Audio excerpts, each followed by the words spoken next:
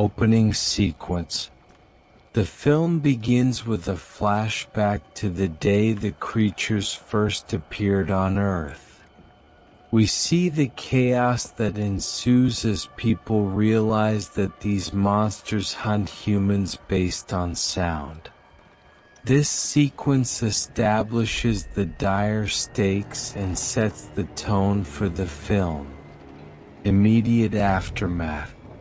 Following the events of the first film, we find Evelyn Abbott, Emily Blunt, and her children, Reagan Millicent Simmonds, Marcus Noah Jupe, and a newborn baby, fleeing their home after it is destroyed by one of the creatures. They are now on a quest to find safety and other survivors in this post-apocalyptic landscape, seeking refuge. As they navigate through abandoned towns, they enter a fenced-off area where Evelyn accidentally triggers an alarm, alerting a death angel.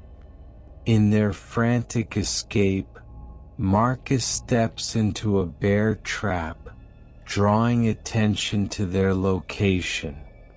Reagan and Evelyn manage to kill the creature and free Marcus before seeking refuge in an abandoned steel foundry. Meeting Emmett. Inside the foundry, they encounter Emmett, Cillian Murphy, an old friend of Lee Abbott, the deceased father. Emmett has lost his own family and has become cynical about survival. He initially refuses to help them but eventually agrees to shelter them in his soundproof underground hideout. The radio signal. While at Emmett's hideout, Marcus hears Beyond the Siege playing on a radio. Emmett reveals that this song has been playing continuously for 4 months, indicating that there might be other survivors nearby. Reagan deduces that this could be a signal pointing to a safe place on Norwalk Islands, which are located southeast of their position. Reagan's determination. Determined to help others, Reagan plans to reach the island's radio tower to broadcast a high-frequency sound using her cochlear implant, which she believes can incapacitate the creatures. She sets out alone but is soon attacked by a death angel. Emmett arrives just in time to save her, and they form an uneasy alliance as they embark on this dangerous mission together. Evelyn struggles. Meanwhile, Evelyn decides to leave Marcus and the baby at the foundry while she goes into town for medical supplies. While searching for supplies, she confronts her grief over losing Lee and struggles with her role as a protector of her children. Confrontation with bandits. Reagan and Emmett arrive at a marina to find a boat to take them to the island. Here they encounter hostile survivors who attempt to capture them.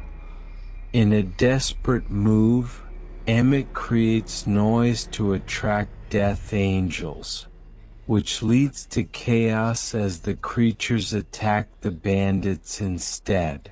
Discovering vulnerabilities.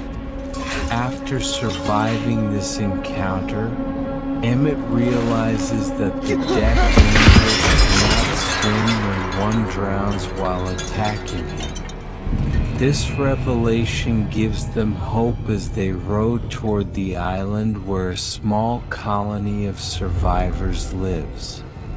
Life on the island.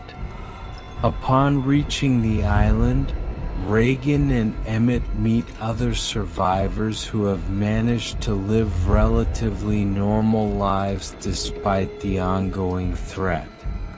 The colony leader explains how previous attempts to evacuate people from the mainland ended in disaster due to noise attracting creatures. Climactic showdown. Back at the foundry, Evelyn manages to free Marcus and her baby just before they suffocate inside their hiding place. As they hide from an angel prowling around, Reagan and Emmett are preparing their plan at the radio station on the island. In a tense sequence, Reagan uses her hearing aid connected to a microphone at the radio station to transmit high-frequency sounds that incapacitate one of the Death Angels attacking them. Meanwhile, Marcus hears this transmission back to the foundry and uses it against another angel threatening his family. Final confrontation. The film culminates in an intense showdown where Reagan successfully broadcasts her signal over radio waves.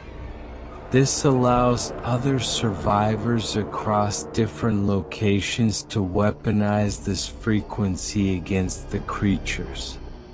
The film ends with Reagan leaving her hearing aid connected to ensure others can access this crucial information.